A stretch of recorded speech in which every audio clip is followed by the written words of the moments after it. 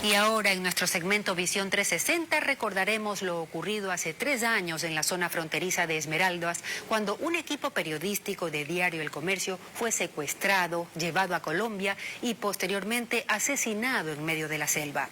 Este hecho dejó en evidencia una grave problemática de seguridad fronteriza, pero ha mostrado con el paso de los años una marcada negligencia del gobierno que a pocas semanas de dejar el poder no ha podido entregar respuestas a los familiares de las víctimas. Hernán Higuera nos indica que altos oficiales de la policía ecuatoriana conocían de las advertencias de grupos irregulares armados.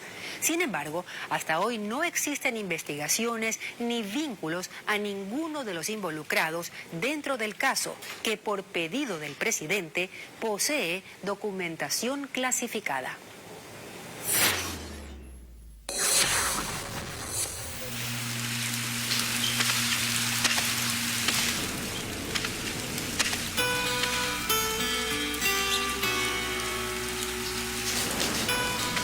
Esa manera en que él venía a saludarme todo, y ahora sentir ese frío.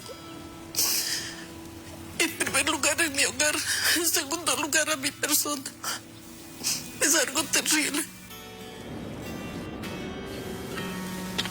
Todos los días llegaba el diario aquí y eso es lo que leía todos los días, lo que él escribía. Eso extraño. Y su presencia. Nadie está siendo investigado por esto. Así de simple, en cuanto a los representantes del Estado ecuatoriano en el manejo de la crisis, ninguno de ellos está vinculado. Todos los días Don Galo ejecuta el ritual y carga la pesada cadena, cuyos eslabones simbolizan las preguntas que se hace sin hallar la verdad. Esa verdad cerrada como los candados que le agregan el peso de la indolencia y de los secretos del secuestro y asesinato de su hijo, el periodista Javier Ortega, y sus compañeros Paul Rivas y Efraín Segarra. Nosotros aún seguimos encadenados porque no sabemos a dónde vamos a llegar si nos han negado todo. Lupita no encuentra la resignación. La prolongada alegría ausente de su hijo Paul y el simultáneo silencio de la justicia hacen que al mínimo conversar su alma saque lo que lleva dentro. Es algo terrible que no puedo borrar de mi mente. Por más que me he ido donde psicólogos, todo sigue igual como el primer día, recordando todo lo que le hicieron a él. No solo a él, sino a los dos más. En una mesa de su casa, Cristian Segarra guarda la cámara que su padre Efraín siempre llevaba a sus viajes, la que recuperó sin fotos, su credencial y lo poco que le han devuelto. Y son ellos los que no se cansan de pedirle al saliente gobierno que desclasifique la verdad, esa que así prometió. Solicitado al Consejo de Seguridad Pública del Estado COSEPE, como debe ser, el levantamiento de reserva de la información pertinente para que el pueblo ecuatoriano conozca los esfuerzos del Estado por garantizar la vida de nuestros compatriotas.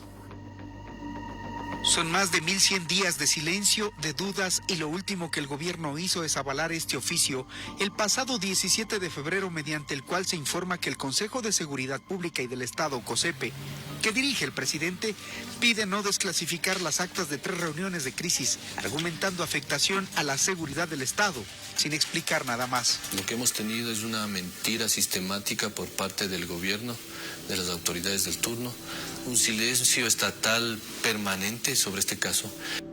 Verdades que se guardan, dicen ellos, para encubrir estrechas relaciones entre narcoguerrilleros y altos miembros de la fuerza pública y políticos.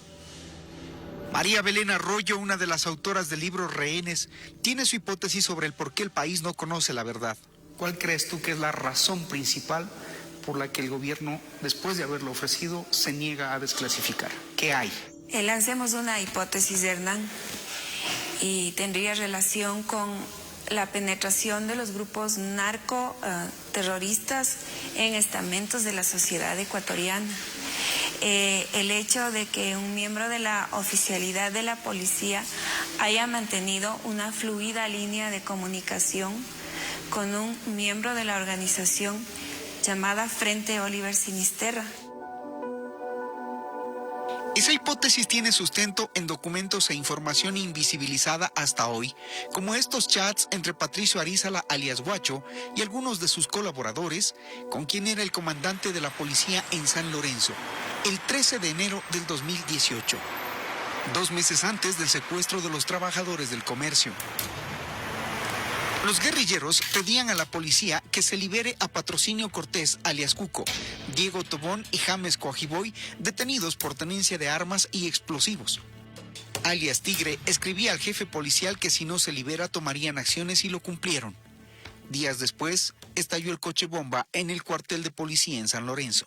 Este hecho justamente de que alguien se chatea desde enero, de que cómo así el Frente Oliver Sinisterra, organización integrada por disidentes de las Fuerzas Armadas Revolucionarias de Colombia, tiene un brazo bien enraizado en la provincia de Esmeraldas de Ecuador.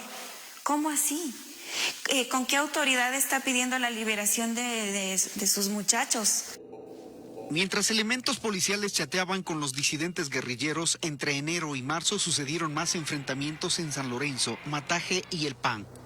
En ese lapso ocurrió, por ejemplo, el atentado contra infantes de Marina. Murieron 4 soldados en la vía Mataje. El disidente alias Tigre advertía con estallar más bombas y pedía incluso hablar con el propio presidente de la República. Los periodistas cubrían la información y decían: disidentes de la guerrilla de las FARC y las fuerzas de seguridad ecuatorianas se han dado ya en el límite fronterizo sobre el río Mataje, que es el afluente que divide a Ecuador, a El Pan, y a Colombia, sobre todo con Montañita, que está en el lado colombiano. Son las últimas novedades que tenemos desde aquí, desde San Lorenzo. Esta es la casa de la mamá de Guacho. El 16 de marzo las cosas se calentaron aún más. La fiscalía allanó la casa de la mamá de Guacho y él escribía esto. Hola, ¿qué más? Anoche sus tropas se metieron a mi casa y maltrataron a mi familia. Y eso sí es grave, panita. Aténgase a las consecuencias con todo su país y su gente, civiles, militares y policiales. Lo que te dije, que ni se metan con la familia. Hola, Guacho, buenas tardes. Mira, Guacho, estábamos en un compromiso. Y el trato era que no cometas daños a la población ecuatoriana. Así listo. Pero hagan lo que estamos diciéndoles, o mañana le pongo una en ese Quito. Dígame nomás. Sigan con los enlaces con Colombia y como te dije, maltrataron a mi familia anoche. A eso de las 2 de la mañana. Y por eso tiene que pagar. Vea, por cada cosa que se le robaron a mi familia, le voy a mandar a hacer un atentado. Hasta por lo mínimo que se hayan llevado. Ya estoy perdiendo la paciencia. Y civiles que les cogen la frontera se los mato. Dígame que estoy ya perdiendo la paciencia. Algunas teorías incluso o líneas donde se dice que hay una caleta de dinero que fue en uno de esos operativos sustraída de alias Guacho, y esa es otra cosa que enciende. Por ahí eso también hay que comprobar e investigar.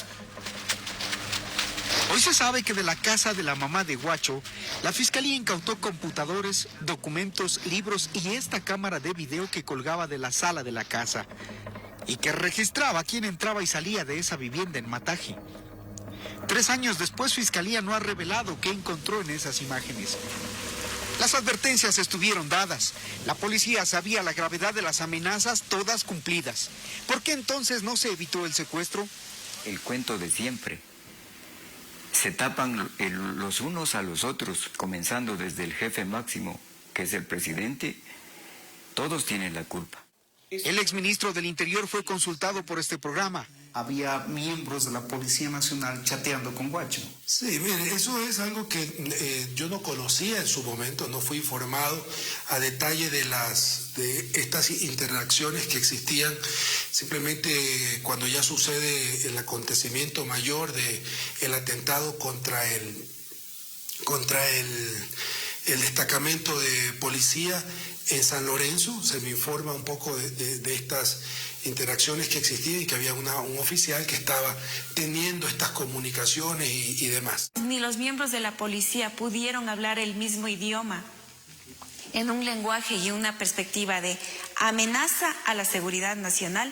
Ahora explicas por qué tampoco hay toda la información ha salido a la luz, porque hay gente a quien le conviene mantenerla bajo 7 llaves. Los periodistas secuestrados el 26 de marzo en Ecuador aparecieron horas más tarde en algún lado de Colombia. Y ahorita solo estamos en manos del gobierno ecuatoriano, del presidente Lenín Moreno. Eran la muestra de las advertencias cumplidas de los narcoguerrilleros a la policía. Están negociando. El canje de 3 delincuentes por la vida de los 3 civiles era la condición. Un problema que no pudieron neutralizar a tiempo. Todo apunta a las sospechas que se han ido construyendo a lo largo de estos 3 años, de que hay una responsabilidad estatal, de que hay actores estatales que estuvieron inmersos en la crisis, que funcionan y trabajan con las organizaciones criminales, con las organizaciones narcodelictivas, y que de alguna forma la actitud del Estado que ha tenido hasta el día de hoy ha sido para tratar de minimizar esa arista del caso y de quitarle el peso y responsabilidad a esos posibles actores que estén allí. 2 días después del secuestro, una aeronave detectó su posición. Las huellas de calor demuestran que estaban cansados, juntos y vigilados. Como ellos sí saben y las autoridades no sabían. Nosotros no teníamos esa información en ese momento, ¿no? Y le digo como autoridades ecuatorianas, porque usted acaba de decir algo que es objetivo y concreto. Estaban del otro lado, ¿verdad? Entonces las operaciones o lo que hicieron las operaciones no eran las operaciones o los medios ecuatorianos. A diferencia de Ecuador, en Colombia sí hubo detenidos. Uno de ellos quien dijo haber sido el custodio de Javier, Paul y Efraín durante los últimos días de secuestro. Ha contado algunos detalles de los días de cautiverio y ha pedido perdón a los familiares. En 3 años del fatal suceso es lo más cercano que los familiares de Javier Ortega, Paul Rivas y Efraín Segarra han estado de la verdad. Jesús Vargas, alias Reinel, los tuvo bajo su custodia durante 3 de los 14 días que permanecieron vivos y secuestrados. Les daba la seguridad a ellos y los tenía ahí, pero nunca llegué a maltratarlos ni a decirle malas palabras, siempre con respeto, ¿sí me entienden? Y yo lo tuve por un transcurso de 3 días. Caminando por las rutas de la narcoguerrilla, huyendo del hostigamiento militar colombiano en el Alto Mira. A unos 2 kilómetros donde estaban ellos, ¿sí? Había operativo.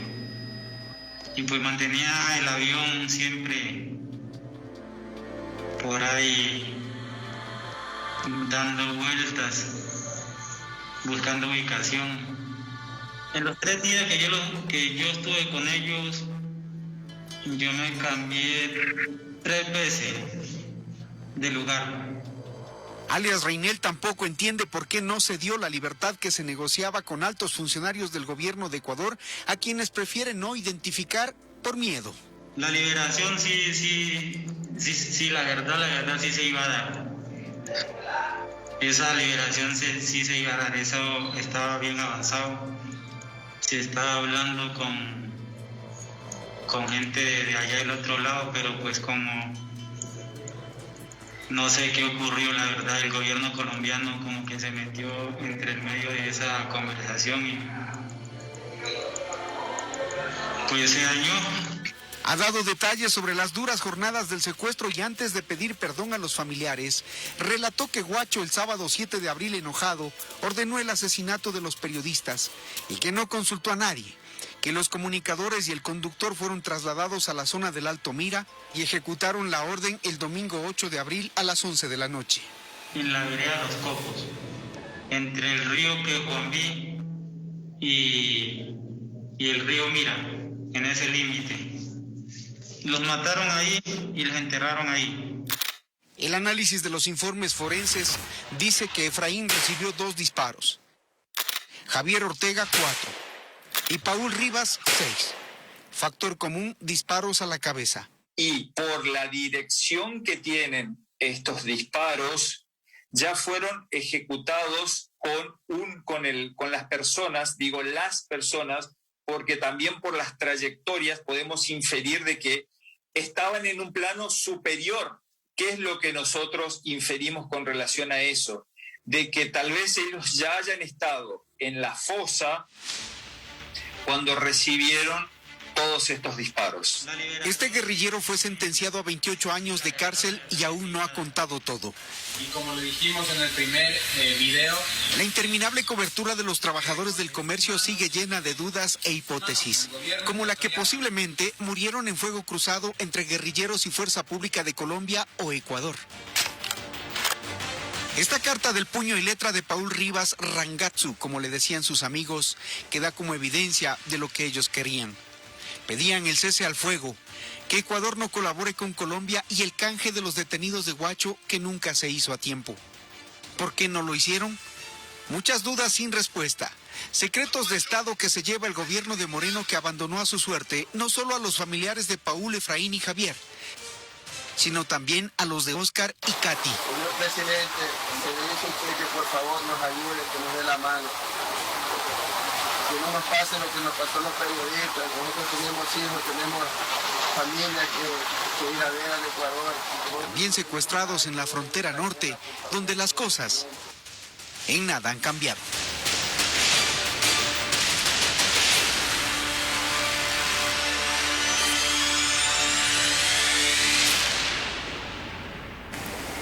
Así despedimos, amigos. Sigan informados mañana desde las 5:55, al iniciar una semana que será crucial para elegir el destino del Ecuador. Buena noche a todos.